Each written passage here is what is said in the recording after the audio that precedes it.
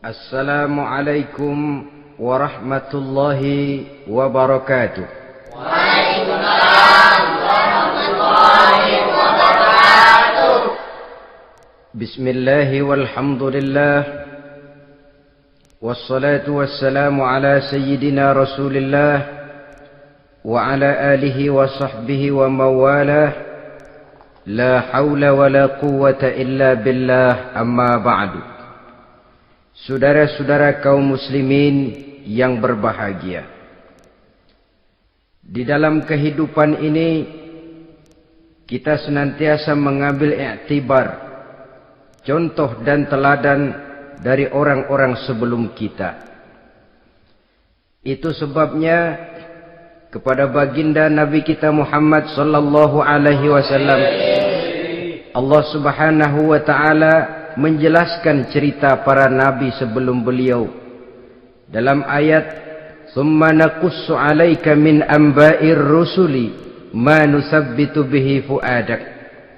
Demikianlah kami ceritakan kepadamu wahai Muhammad sebagian dari kisah para rasul-rasul sebelum kamu yang dengan itu akan memperkuat hatimu, meneguhkan keyakinanmu dan memantapkan pendirianmu.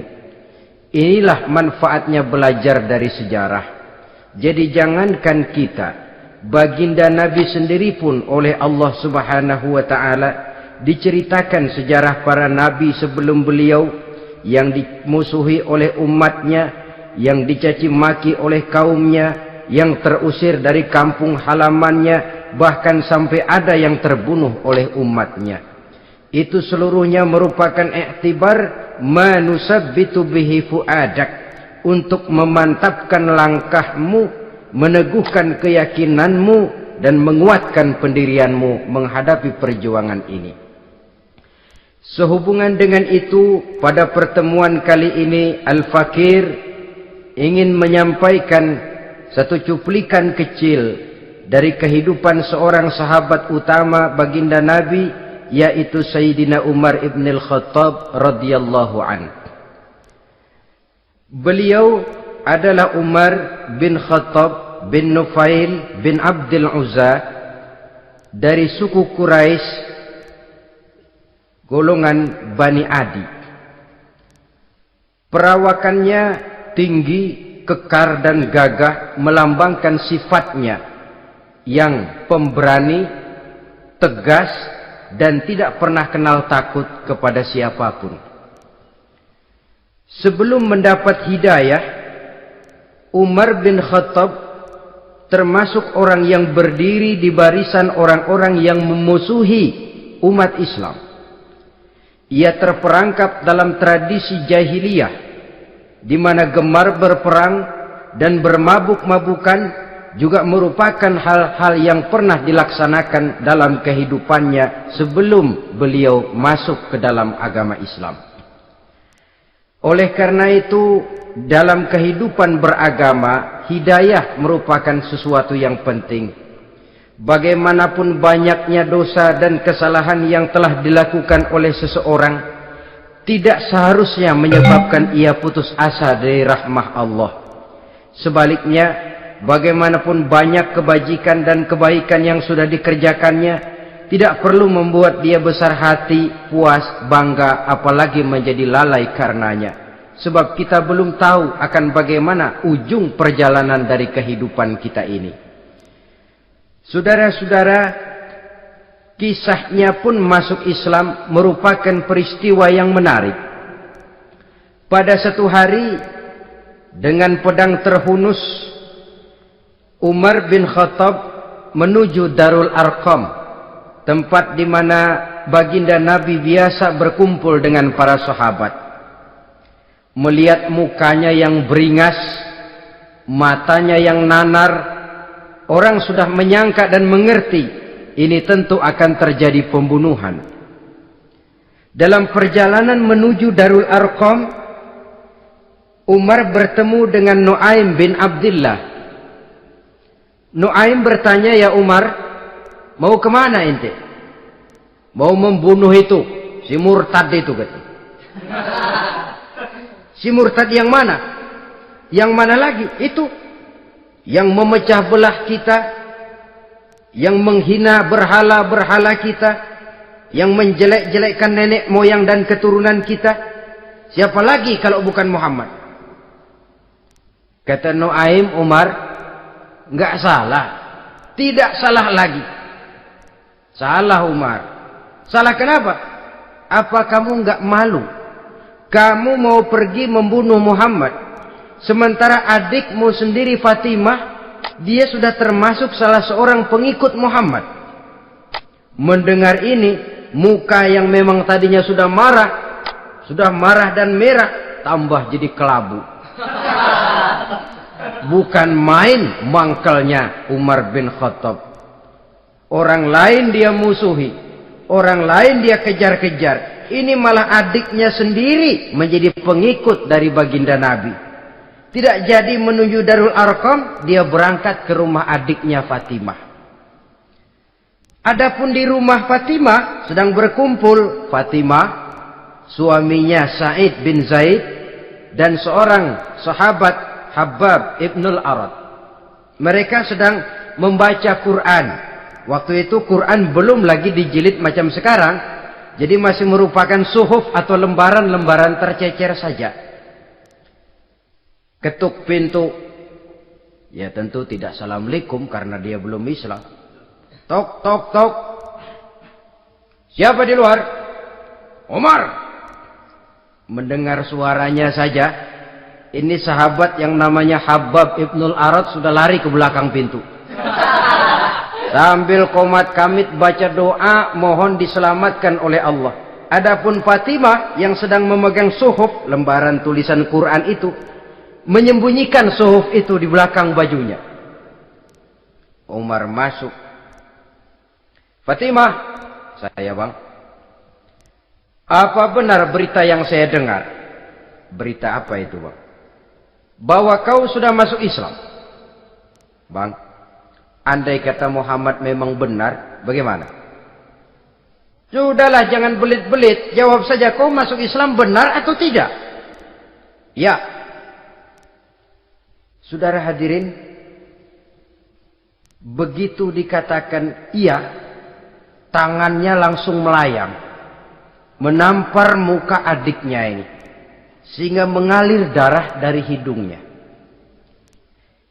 Suaminya Sa'id bin Zaid yang mencoba melindungi istrinya, dipegang lehernya, dibanting, luki dadanya. Oh ini jawara ini.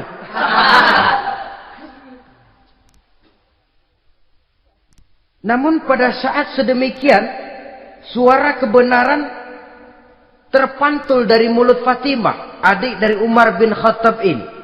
Umar, apakah engkau memukul orang yang bersaksi bahwa tidak ada Tuhan melainkan Allah dan Muhammad Rasulullah? Apakah engkau menganiaya seseorang yang terpanggil untuk mengikuti kebenaran? Manusia macam apa engkau, Umar? Saudara, memang dia orang keras, tapi hatinya mudah menerima kebenaran. Sehingga mendengar kalimat adiknya ini tercenung dia sejenak, melongo, bengong kata anak sekarang. Ini kalau tidak karena keyakinan yang mantap, tidak mungkin orang ini, anak adik saya ini bicara macam begini. Umar, mengapa engkau memukul orang yang bersaksi bahwa tidak ada Tuhan melainkan Allah dan Muhammad Rasulullah? Mengapa engkau pukul orang yang mengikuti kebenaran, menerima hidayah dari Allah? Begitu yakin dan mantapnya, walaupun di tengah satu hal yang sangat menakutkan. Siapa yang tidak takut orang Quraisy berhadapan dengan Umar bin Khattab yang dikenal sebagai singa padang pasir pada waktu itu? Malahan dia termasuk salah seorang jagoan di tradisi masyarakat jahiliyah itu. Ada satu pasar yang namanya pasar Ukaz. Tiap tahun di pasar itu diadakan pesta. Pertama pertandingan syair. Jadi penyair waktu itu jadi kebanggaan. Syair-syair yang menang itu digantung di dinding Ka'bah. Jadi setiap suku akan bangga kalau mempunyai ahli syair yang hebat. Nah, lalu diadakan juga lah perlombaan balap kuda, memanah, termasuk gulat. Lah Umar ini tiap kali pertarungan mesti menang. Belum pernah ada yang berhasil mengalahkan dia. Jawara. Saudara-saudara, mendengar adiknya begitu mantap hatinya, apalagi ketika adiknya berkata begitu, suhuf, lembaran yang disembunyikan di belakang bajunya tersembul. Apa yang kau sembunyikan di balik bajumu itu? Suhuf. Apa suhuf itu? Lembaran Al-Quran. Coba saya lihat. Enggak boleh. Kenapa? Kamu kotor. Orang kotor tidak boleh megang Quran. Saya mau lihat. Enggak boleh. Kalau kamu mau lihat, mandi dulu. Diturutinya permintaan adiknya itu.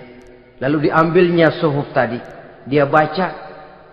Kebetulan ayat yang dibacanya, ayat pertama dari surah Toha, yang berlanjut dengan ayat 14 pada surah yang sama.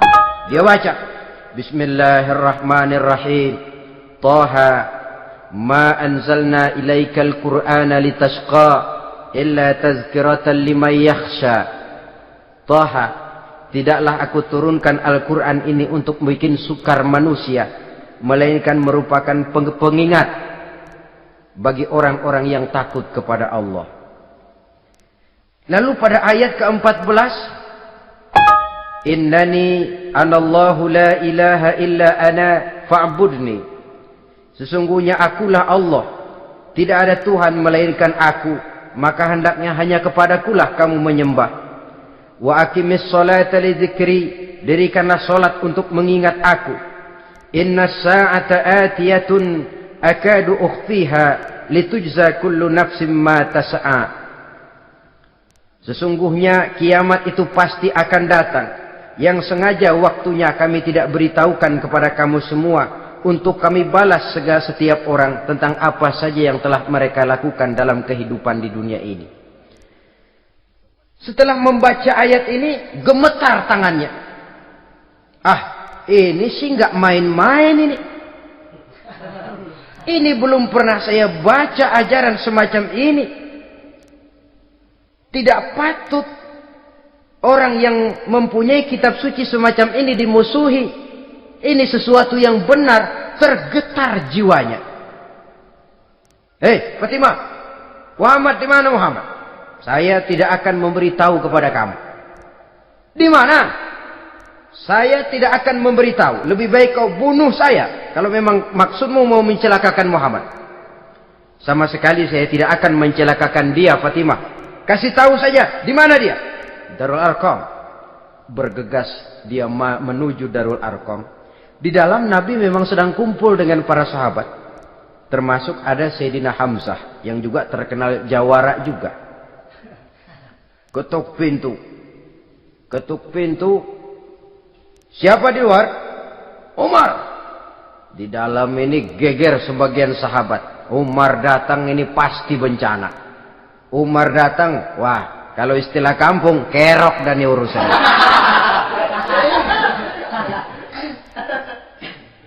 Tapi baginda Nabi menenangkan mereka. Tenang, mudah-mudahan ada hikmahnya. Sayyidina Hamzah tampil, bukakan dia pintu. Kalau niatnya baik, kita terima. Kalau niatnya tidak baik, saya paling depan. Dibukakan pintu. Begitu dibukakan pintu, Umar masuk merangkul baginda Nabi. Kemudian dengan tersendat, Ashhadu an la ilaha illallah wa ashhadu annaka ya Muhammad Rasulullah. Saya bersaksi tidak ada Tuhan melainkan Allah, dan saya bersaksi bahwa engkau hai Muhammad adalah utusan Allah. Sahabat takbir semua, Allahu Akbar, Allahu Akbar. Kegembiraan meliputi suasana ketika itu. Kenapa? Karena sebelumnya dikala Umar belum masuk Islam, dia merupakan ganjalan yang paling dikhawatirkan oleh umat Islam. Setelah dia masuk Islam, jelas merupakan satu keuntungan yang sangat besar. Dan dia tertarik kepada Islam bukan karena bujuk rayu orang, tidak karena diberikan harta, tidak karena diiming-iming oleh kedudukan tinggi, tapi karena kebenaran hidayah menembus hatinya melalui wasilah ayat dalam surah Thaha yang dibacanya melalui suhuf yang dipegang oleh adiknya tadi. Sejak saat itu berubah 180 derajat Umar bin Khattab radhiyallahu anhu. Tetapi tetap dengan sifatnya keras, tegas, dan tidak pernah kenal takut kepada siapapun. Cuma kalau sebelum Islam, dia kerasnya kepada Islam. Setelah dia masuk Islam, muter arah. Kepada siapapun yang memusuhi Islam, dia bersikap keras, tegas, dan tidak pernah kenal takut. Bahkan setelah beliau masuk Islam, satu hari ketika di Darul Arqam kumpul-kumpul, waktu itu Nabi belum berdakwah secara terbuka karena pengikut masih sedikit. Sayyidina Umar usul, "Ya Rasul, ada apa Umar? Alasna 'alal haq fi mamatina wa mahyana." Ya Rasul, bukankah kita ini berdiri di atas sesuatu yang benar? Bukankah mati kita, hidup kita untuk melaksanakan sesuatu yang benar? Bala ya Umar, betul Umar. Wallazi nafsi biyadih, innakum la'alal haq in muttum wa in hiyitum. Demi Allah Umar, kata Nabi, sesungguhnya kamu dan kita semua berdiri di atas kebenaran, hidup ataupun mati. Setelah mendapat jawaban begini, Umar masuk kepada tujuan pembicaraannya. Izan ya Rasul, fafimal ihtifal. Kalau memang begitu ya Rasul, kalau memang kita yakin kita berdiri di atas kebenaran, kita hidup karena kebenaran, kita mati pun memperjuangkan kebenaran, fafimal ikhtifa. Kenapa mesti ngumpet-ngumpet? Kenapa harus sembunyi-sembunyi? Wallazi ba'asaka bil haq, demi Allah ya Rasul, la takhrujanna wa la nakhrujanna ma'ak. Tuhan harus keluar menyampaikan Islam ini secara terbuka, dan kami akan mendampingi Tuhan dengan segenap jiwa dan raga. Sekali masuk Islam gak tanggung-tanggung. Yang kayak begini ini yang kita perlukan sekarang ini. Begitu masuk Islam, nggak tanggung seluruhnya, jiwa dan raganya masuk Islam. Beliau yang pertama kali mengajukan ide, kenapa harus dakwah sembunyi ya Rasul? Wong kita berdiri di atas kebenaran, memperjuangkan sesuatu yang hak. Kalau kita mati, kita pun mati membela kebenaran. Kenapa mesti fafimal ikhtifa? Kenapa harus sembunyi-sembunyi? Mulai sekarang mari keluar ya Rasul, saya akan dampingi Tuhan, nyawa taruhannya. Saudara hadirin yang saya hormati, selalu dia tempat-tempat yang pernah dia melaksanakan maksiat sebelum dia Islam, selalu dia kunjungi sampai dia berkata, tidak ada tempat yang pernah saya melakukan kesalahan sebelum saya Islam yang harus saya tutupi dengan kebajikan setelah saya Islam sekarang ini. Bahkan ada satu riwayat menjelaskan beliau itu yang tinggi badannya, kekar perawakannya, gemetar orang ngadepin dia. Tapi beliau sendiri sangat mudah gemetar kalau sudah mendengar ayat-ayat Allah. Sehingga ada satu riwayat menjelaskan Sayyidina Umar itu setelah masuk Islam, kalau sholat kadang-kadang bila menoleh ke kanan, beliau senyum. Bila menoleh ke kiri, beliau menangis, berurai air mata. Ada orang bertanya, ya Umar, kenapa menengok ke kanan kau senyum, ke kiri kau menangis? Itulah kalau saya ingat jahilnya saya sebelum Islam. Adapun bila saya menoleh ke arah sebelah kanan, saya tersenyum. Teringat betapa dulu saya membuat berhala dari korma. Saya tumpuk-tumpuk, saya susun begitu.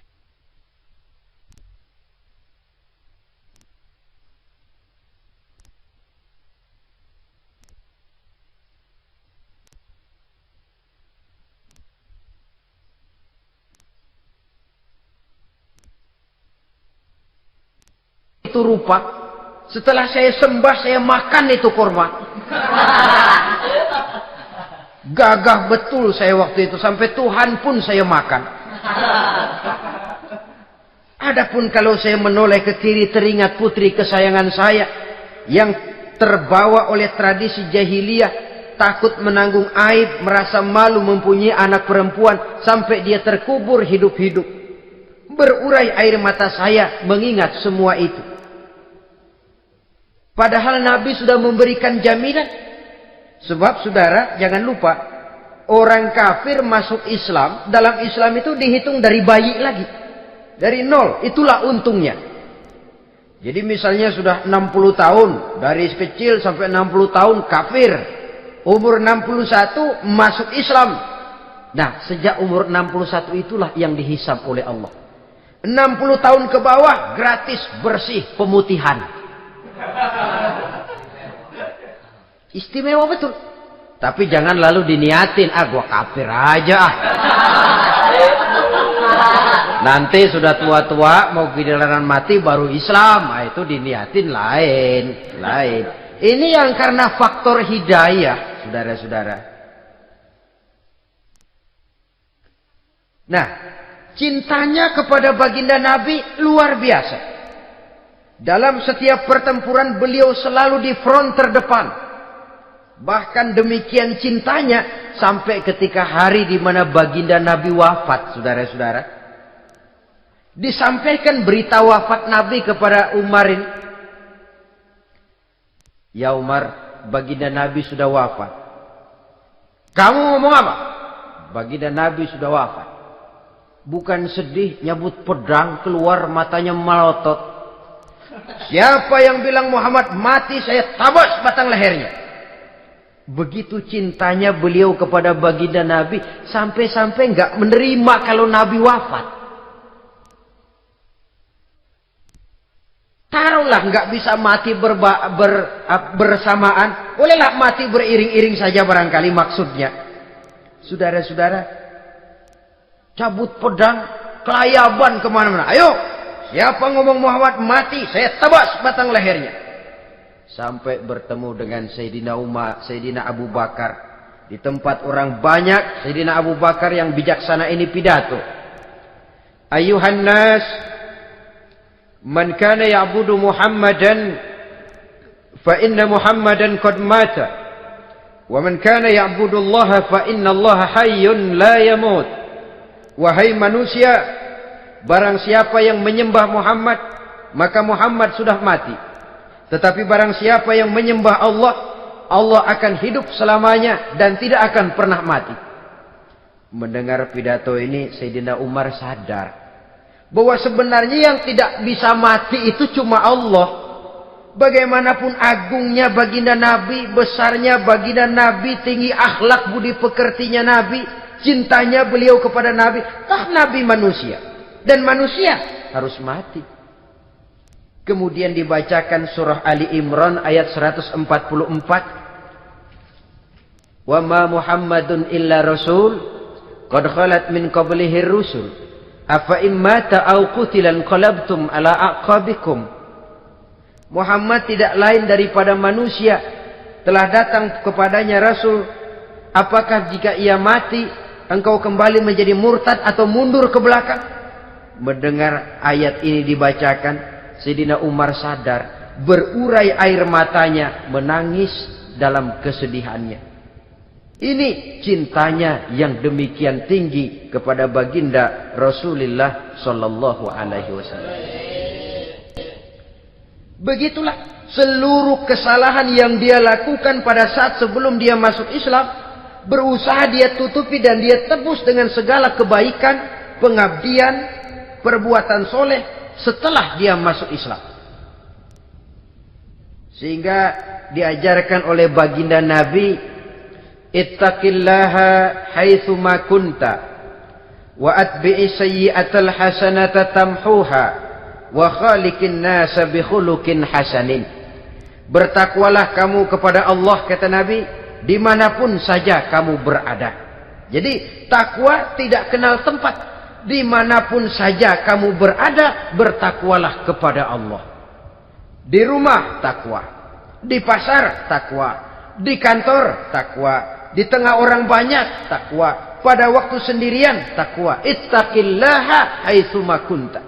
Bertakwalah kau kepada Allah dimanapun saja kamu berada. Jangan takwa pakai tempat. Di masjid takwa, di kantor nyolong. Itu tidak haitsu makunta. Yang diajarkan oleh Nabi, dimanapun kamu berada, bertakwalah kepada Allah. Wa atbi'i sayyi'atal hasanah tamhuha. Dan iringi perbuatanmu yang salah dengan kebaikan. Jadi kalau satu saat terselip kita berbuat salah, cepat iringi dengan kebaikan. Tamhuha, dengan harapan kebaikan yang kita kerjakan akan menutupi dosa yang terselip kita lakukan. Ngomongin orang, astagfirullahaladzim. Banyak istighfar. Istighfarnya mudah-mudahan bisa nutupin dosa karena ngomongin orang. Tapi jangan lalu tambah sulap. Ngomongin orang istighfar. Terus ngomongin lagi istighfar lagi. Itu tentu tidak bisa dengan cara begitu. Barangkali terselip pernah mengambil harta orang tanpa alasan yang hak. Imbangi dengan rajin sedekah misalnya. Barangkali pernah menyakiti hati orang, imbangi dengan perbuatan yang bisa menyenangkan hati orang lain. Itu namanya mengiringi perbuatan yang bersifat salah dengan kebajikan. Ini yang dilakukan oleh Sayyidina Umar. Setiap pelosok hampir dia datangi. Tempat-tempat di mana dia pernah melakukan kesalahan sebelum Islam, di sana dia tegakkan kebajikan dan kebaikan. Kegagahannya, keperkasaannya, keberaniannya sepenuhnya bulat-bulat sudah diwakafkan untuk kepentingan Islam. Saudara hadirin yang saya hormati, diperlukan orang-orang yang punya keberanian macam Sayyidina Umar. Berani karena panggilan hidayah, bukan berani babi. Babi berani juga babi, cuman nyeruduk. Artinya berani yang tanpa pertimbangan. Berani yang tanpa pertimbangan pada akhirnya akan menyulitkan kita sendiri. Beliau gagah, beliau berani, beliau punya kekuatan, beliau punya wewenang. Dan itu dimanfaatkannya untuk menjadi backing baginda Nabi kita Muhammad sallallahu alaihi wasallam. La takhrujanna wa la nakhrujanna ma'ak ya Rasul. Ya Rasul, keluar, sampaikan dakwah secara terbuka. Saya akan mendampingi Tuhan. Jika ada yang ganggu Tuhan, saya paling depan. Backing yang mendampingi Rasul untuk menyampaikan risalah Islamiyah ini. Saudara hadirin yang saya hormati, wa khaliqin nasa bi khuluqin hasanin, kata Nabi. Dan pergaulilah manusia dengan akhlak yang baik. Karena dengan ini kau bisa mengambil hati orang. Dalam hadis lain katakan, innakum la tas'una an-nasa bi amwalikum walakin yas'uhum minkum bastul wajhi wa husnul khuluq. Kamu tidak akan bisa menyenangkan orang banyak dengan hartamu, tapi kamu bisa ambil hati mereka dengan budi pekerti yang luhur dan muka yang manis. Dengan harta belum tentu kita bisa menyenangkan semua orang. Tapi budi pekerti yang luhur, muka yang manis, itu yang akan bisa membuat kau menyenangkan orang banyak.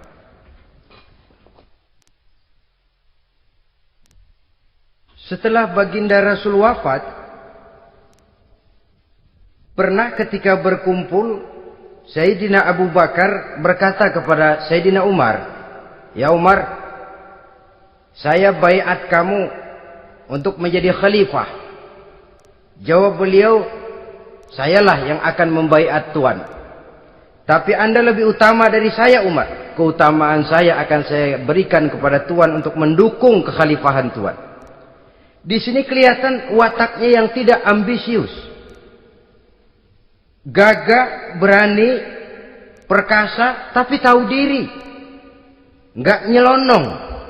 Tidak menggunakan kekuasaannya, kegagahannya untuk maksud yang sewenang-wenang. Oleh karena itu setelah Sayyidina Abu Bakar wafat, beliau dilantik menjadi khalifah, keluarlah pidatonya yang terkenal. Ayuhan nas, inni qad wullitu alaikum walastu bi khairikum. Hai manusia, aku telah dipilih menjadi pemimpin kamu. padahal aku bukanlah orang yang terbaik di antara kamu. Kalau tidaklah karena aku melihat keutamaan, keteguhan yang dapat melindungi kalian, berat rasanya aku memikul amanah ini. Sebab apa? Alangkah beratnya menunggu datangnya perhitungan di akhirat nanti terhadap Umar. Ini yang jadi motifnya memegang jabatan khalifah. Sungguh berat bagi Umar menunggu datangnya saat perhitungan. Sehingga seolah-olah kalau bisalah jadi Umar bin Khattab saja, jangan jadi khalifah kalau bisa. Tapi moya umat sudah kadang memilih. Sehingga benar kalau dalam satu hadis Nabi pernah mengajarkan jangan memberikan satu jabatan kepada orang yang memintanya. Sebab orang kalau sudah minta jabatan, apalagi pakai jilat-jilat, pakai upeti-upeti, tentu ada tendensinya. Ada batu di balik udang. Kalau udang di balik batu kan mungkin nggak kelihatan, tapi kalau batu di balik udang kelihatan betul itu. Ada maunya, ambisinya. Jangan memberikan satu jabatan kepada orang yang memintanya. Seakan di batinnya Sayyidina Umar menyesali. Kenapa Umar nggak jadi Umar saja, kok mau jadi khalifah gitu. Alangkah berat perhitungan buat saya di akhirat nanti. Nah, setelah jadi khalifah, sebagai satu i'tibar, saya akan mencoba mengemukakan beberapa sifatnya yang menonjol untuk pelajaran buat kita semua. Pertama, sikapnya terhadap keluarganya setelah beliau menjadi khalifah. Kedudukan sebagai keluarga Umar bin Khattab bukan merupakan kedudukan istimewa. Itu ditanamkan betul kepada keluarganya. Jangan karena bapakmu khalifah, lalu mentang-mentang anak khalifah kau merasa dapat fasilitas, merasa bisa berbuat semau-maumu, kau harus punya tanggung jawab dan beban moral, memberikan contoh yang lebih baik kepada rakyat. Ini yang ditekankan kepada keluarganya. Kalau beliau mau mengeluarkan undang-undang, undang-undang itu lebih dahulu dibicarakan di tengah keluarganya, kumpul anak-anaknya. Ini akan ada undang-undang begini. Siapa di antara kalian mau mentaati, persilakan. Yang tidak pun persilakan. Tapi saya ingatkan, kalau ada dari keluarga Umar yang melanggar peraturan yang saya keluarkan ini, saya akan menghukumnya 2 kali lipat karena dia keluarga saya. Menghukumnya 2 kali lipat karena dia keluarga saya. Jadi bukan mentang-mentang anak babe lalu kebal hukum. Tidak. Siapa yang di antara kalian melanggar peraturan ini, akan aku kenakan hukuman 2 kali lipat karena dia keluargaku. Nah, saudara hadirin yang saya hormati, lalu berwibawa, dijaga betul keluarganya. Suatu hari beliau datang ke rumah putranya Abdullah bin Umar. Ketika masuk dilihatnya Abdullah bin Umar sedang makan daging. Makan daging. Merah muka Umar. Mentang-mentang anak khalifah ya. Mentang-mentang anak Amirul Mukminin ya, kamu makan daging. Lihat tuh rakyat kita masih banyak yang kelaparan, makan daging, makan roti keras. Padahal itu halal. Sesuatu yang diperoleh dengan usahanya sendiri. Tetapi begitu hati-hatinya Umar untuk menjaga pandangan orang. Keluarga khalifah merupakan beban moral sebab akan dijadikan contoh oleh rakyatnya. Mentang-mentang anak khalifah ya, makan daging. Lihat tuh rakyat, roti keras digarotin. Lain saat beliau pergi ke satu pasar. Di situ dilihat ada sapi gemuk-gemuk. Tempat lain sapinya kurus-kurus. Tanya, ini yang gemuk-gemuk sapi siapa? Sapi Abdullah bin Umar. Sapi anaknya. Panggil Abdullah bin Umar, suruh sini. Datang anaknya itu. Abdullah bin Umar, bagaimana ceritanya sampai ini? Begini, Bapak. Dahulu itu dengan uang saya beli sapi kurus-kurus. Lalu saya rawat. Saya berikan upah orang untuk merawat sapi-sapi itu. Sampai sekarang dia menjadi gemuk. Akan saya jual dan keuntungannya tentu sesuatu yang halal. Subhanallah, kata Umar. Kau ini anak Amirul Mukminin. Jual sapimu. Ambil modalnya, untungnya, masukkan Baitul Mal untuk urus kepentingan orang Islam. Dia nggak mau anaknya terlibat bisnis, ndompleng kekuasaan ayahnya. Karena mentang-mentang anak khalifah lalu segala macam bisnis lancar. Orang takut karena apa? Anak babe. Ada lagi. Pada waktu pembagian harta ghanimah, putri beliau yang namanya Hafsah, ini adalah istri baginda Nabi, meminta bagian. Kaum kerabat ayah, ini kerabat khalifah, kitalah dulu kerabat. Kalau kau kerabatku, maka jatahmu nanti dari ayahmu. Harta ini masih lebih banyak dibutuhkan oleh orang-orang Islam. Nanti belakangan kalau ada sisanya. Belakangan kalau ada sisanya. La haula wala quwata illa billah.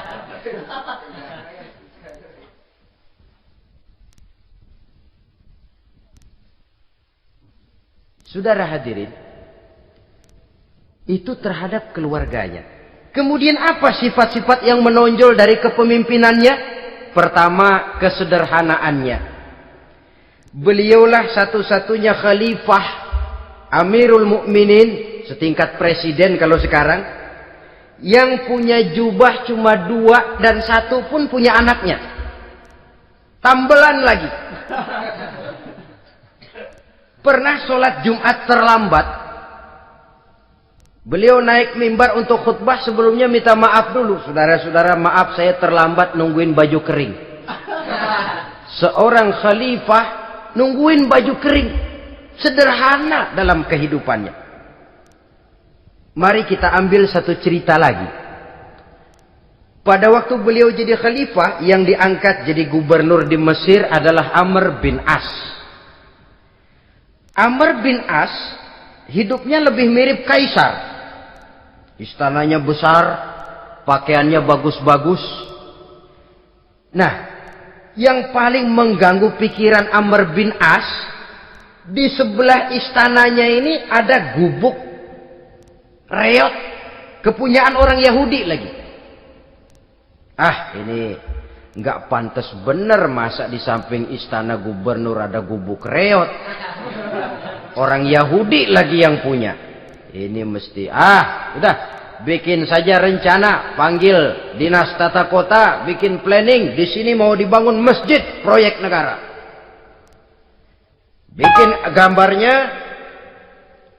susun anggarannya, tender. Saudara-saudara, si Yahudi yang punya gubuk reot dipanggil. Yahudi, ada apa, Pak? Kamu tahu nggak? Enggak. Iya, memang belum saya kasih tahu.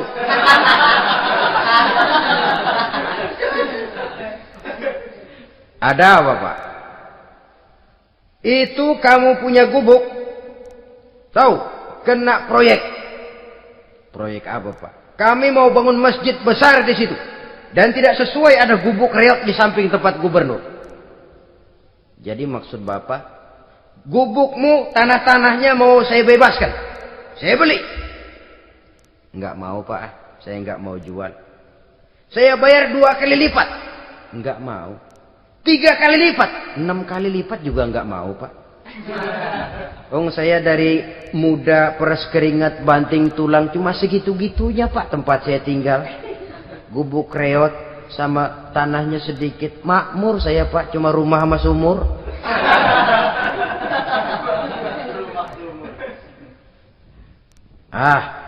Ini Yahudi kelewatan juga.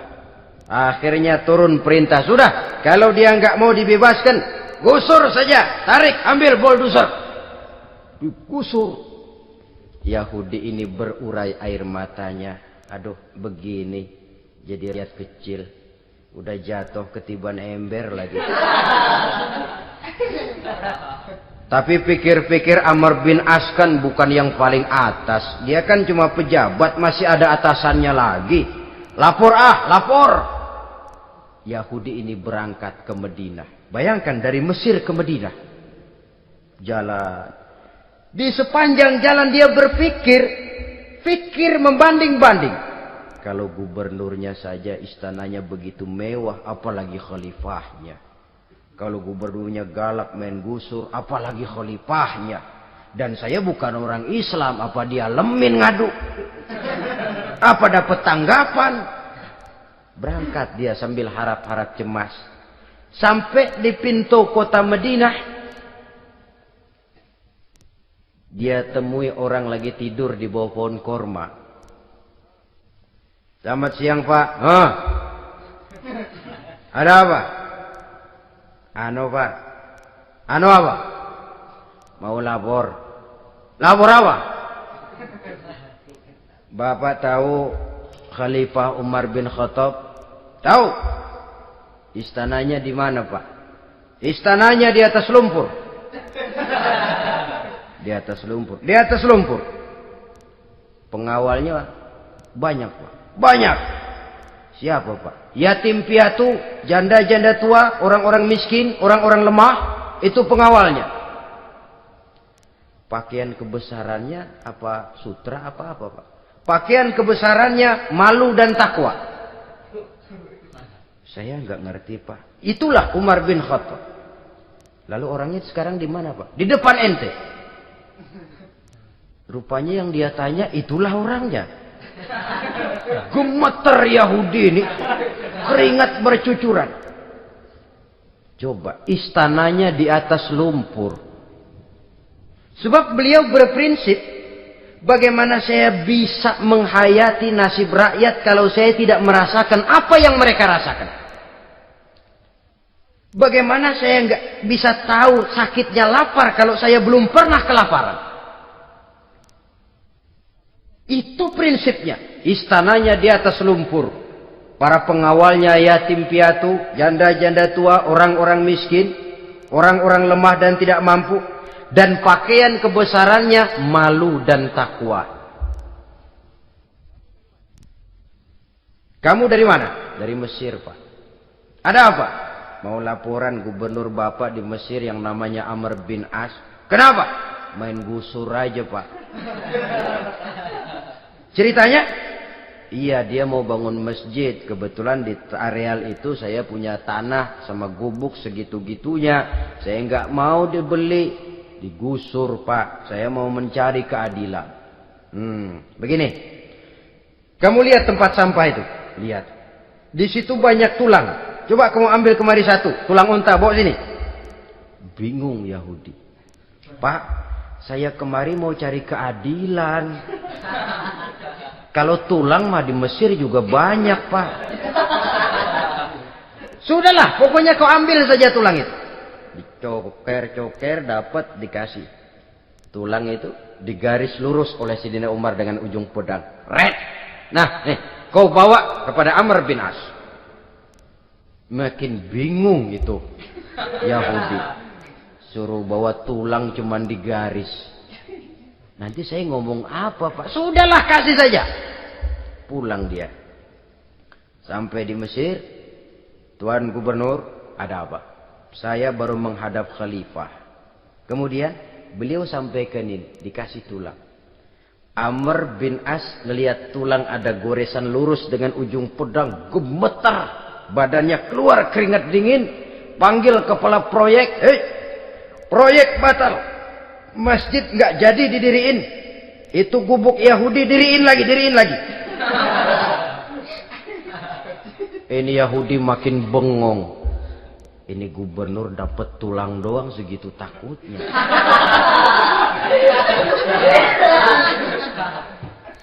Ada apa sebenarnya Tuan Gubernur? Kamu tahu?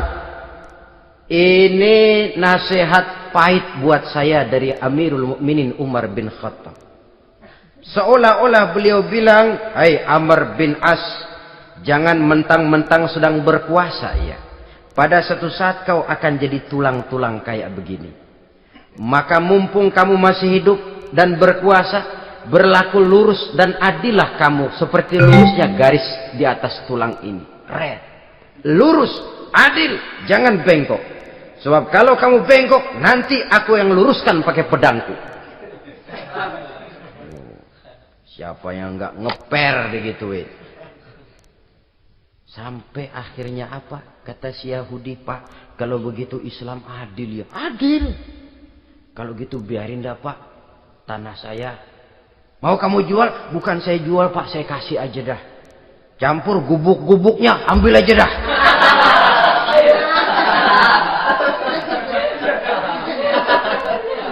Masuk Islam si Yahudi ini oleh karena keadilan dari Umar bin Khattab. Begitulah kesederhanaan hidupnya.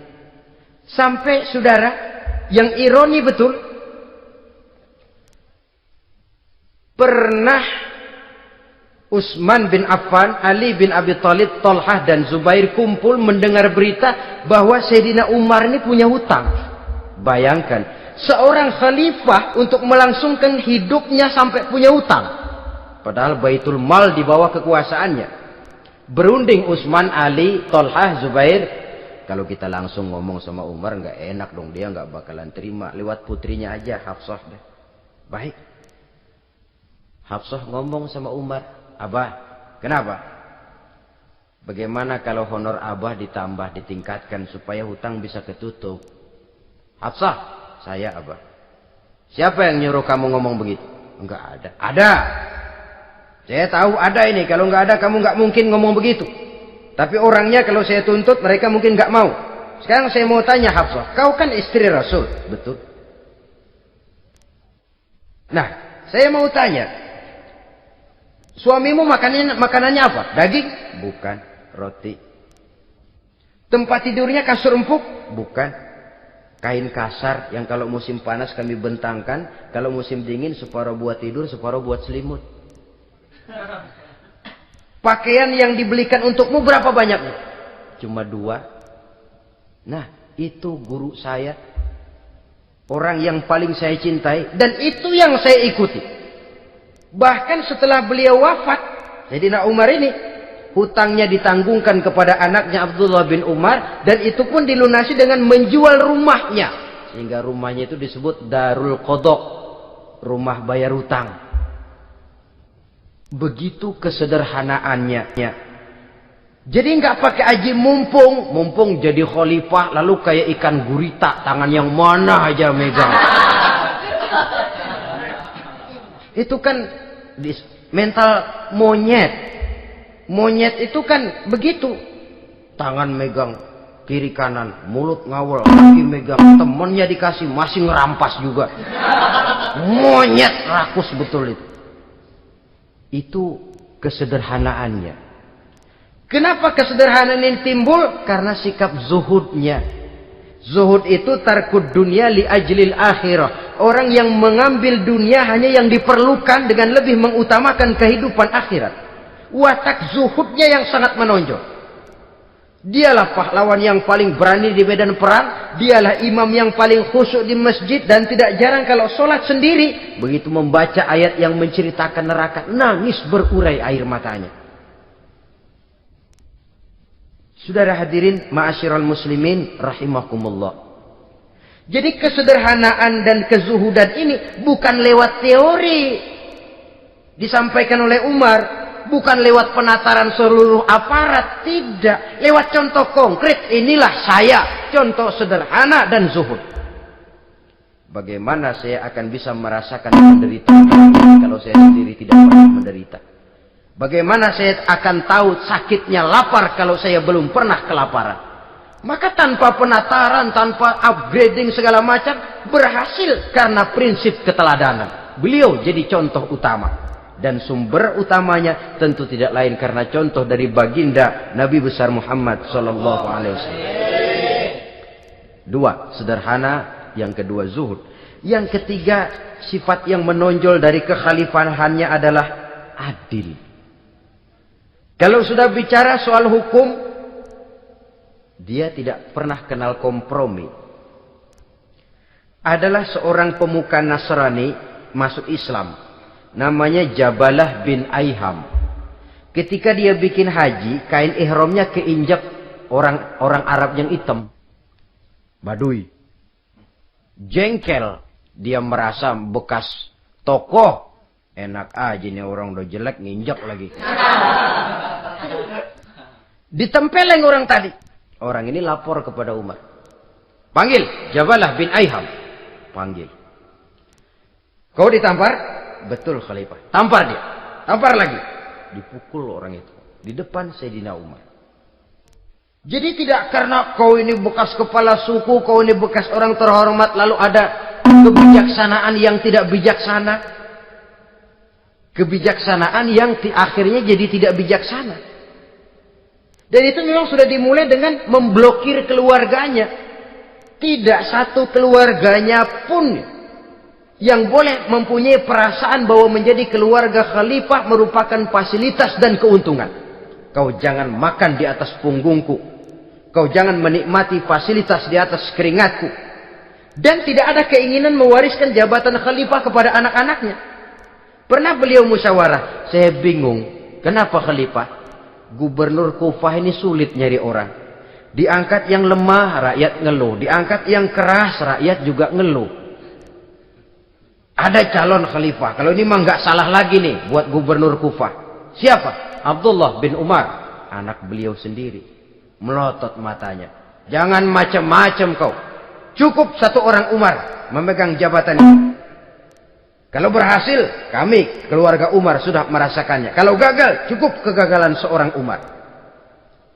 Tidak berusaha mengorbitkan anaknya. Wah, anak babeh diangkat jadi ano. Tidak, malah diblokir. Cari yang lain. Tapi Abdullah bin Umar cukup syarat ya khalifah. Dia orang bertakwa dan soleh. Yang takwa dan soleh bukan cuma anak Umar. Anak orang lain juga banyak yang takwa dan soleh. Itu prinsipnya.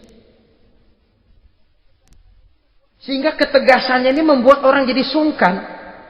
Dan tidak seorang pun berani kirim-kirim upeti hadiah. Pernah itu ada pejabat dari Azerbaijan kirim makanan. Kue, mending apa? Kue. Gitu dicicipi enak. Enak juga ya kue ini. Enak khalifah. Ini di sana apa makan rakyat biasa? Bukan. Ini makanan orang-orang fit. Nah, dibungkus lagi itu kue. Dibungkus. Ontamu mana? Di luar. Ambil. Bawa pulang, serahkan lagi kepada gubernur di sana, kasih tahu salam dari Umar bin Khattab. Kenyangkan dulu rakyat dengan makanan seperti ini. Kita belakangan. Jadi kalau rakyat lapar, saya orang pertama yang akan merasakan kelaparan. Tapi kalau rakyat makmur, biarlah saya menjadi orang terakhir yang kenyang. Kan bagus prinsip itu. Jikalau rakyat kelaparan, saya akan jadi orang pertama yang merasakan lapar. Tapi kalau rakyat makmur, biar saya jadi orang terakhir yang kenyang. Jangan dibalik. Pada saat rakyat kelaparan, dia kekenyangan. Dan selanjutnya, sikap keadilannya ini, saudara-saudara, menyebabkan hukum lalu jadi berwibawa.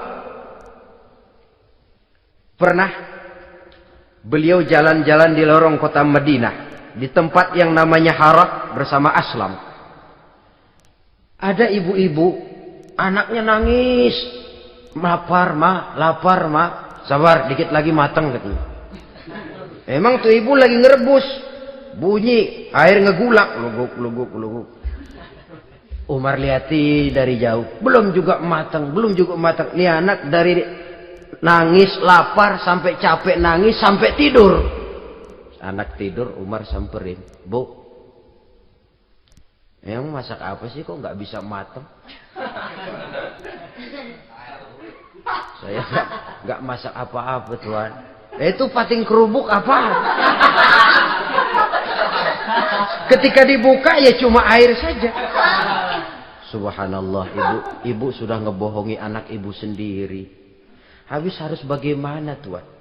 Saya sudah nggak punya makanan untuk dimasak. Sementara perut nggak kenal kompromi. Jalan satu-satunya, ya terpaksa anak saya bohongi. Saya bilang sebentar lagi matang sampai dia tidur sekarang ini. Memangnya Khalifah Umar gimana sih ngurusi rakyatnya? Subhanallah, dia orang zalim. Dia yang memegang urusan kami, tapi dia nggak tahu nasib saya. Anak kelaparan, keluarga terlantar. Oh begitu. Iya. Zalim betul Umar bin Khattab itu. Kalau begitu ibu tunggu sebentar. Dia pulang bersama Aslam menuju Baitul Mal. Dia ambil tepung 1 karung, dipikul sendiri. Dipikul sendiri, kata Aslam, ya Khalifah biar saya yang bawa. Jangan. Kenapa Khalifah? Apa kau kira kau sanggup mikul dosa saya di akhirat nanti? Biar saya yang mikul sendiri. Dia bawa ke tempat tuh ibu-ibu. Dia masakin sendiri. Nah bu, sudah matang, persilakan masak. Makan. Alhamdulillah Tuhan. Tuhan Allah memberkahi Tuhan. Tuhan lebih baik dari Umar bin Khattab yang zalim itu. Memang sebenarnya Tuhan siapa, kata tuh ibu? Saya. Iya. Saya ya Umar bin Khattab yang ibu bilang zalim itu. Gemetar si ibu. Gemetar si ibu. Tapi memang peka dan menghargai kritik orang. Tidak membungkam setiap orang yang nadanya sumbang atau berbeda. Kadang beliau berkata, saya khawatir karena orang terlalu segan dengan saya, lalu nggak ada yang berani negor kalau saya salah. Kan begitu biasanya. Karena sudah terlalu segan, lalu semuanya orang mau diaminin saja. Asal dibilang nggak benar, marah, jengkel. Lalu disingkirin, maunya diiyain, inggih kula nuwun. Oke bos. Beliau bilang, saya khawatir kalau tidak ada orang yang mau menegur kesalahan saya jika saya terlanjur nanti. Tahu-tahu muncul orang, demi Allah, saya akan menegur Tuhan dengan pedang saya ini. Cerah mukanya, senyum bibirnya, alhamdulillah. Anak muda, saya memerlukan orang macam kau. Yang berani berkata ya terhadap yang benar dan tidak terhadap yang tidak benar, apa dan bagaimanapun resikonya. Di sini kelihatan sikap beliau menghadapi orang yang berbeda pendapat. Keadilan, keberanian dan ketegasan, cepat menerima kebenaran, merupakan serentetan dari sifat-sifat utama beliau sejak masuk Islam sampai menjadi khalifah yang kedua. Bahkan dengan jasa beliau, Islam kemudian tersebar, menembus dinding Jazirah Arabia, memasuki Bizantium dan Persia, sehingga beliau juga dikenal sebagai periode Al-Futuhat Al-Islamiyah. Nah, saudara-saudara, inilah cuplikan kecil dari kehidupan seorang agung dan besar yang memang sangat terbatas kata-kata untuk melukiskan kebesaran itu.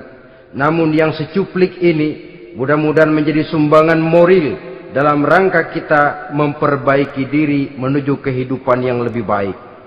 Terima kasih banyak atas segala perhatian. Mohon maaf atas segala kekurangan. Usikum wa nafsi bitaqwallah. Wassalamualaikum warahmatullahi wabarakatuh.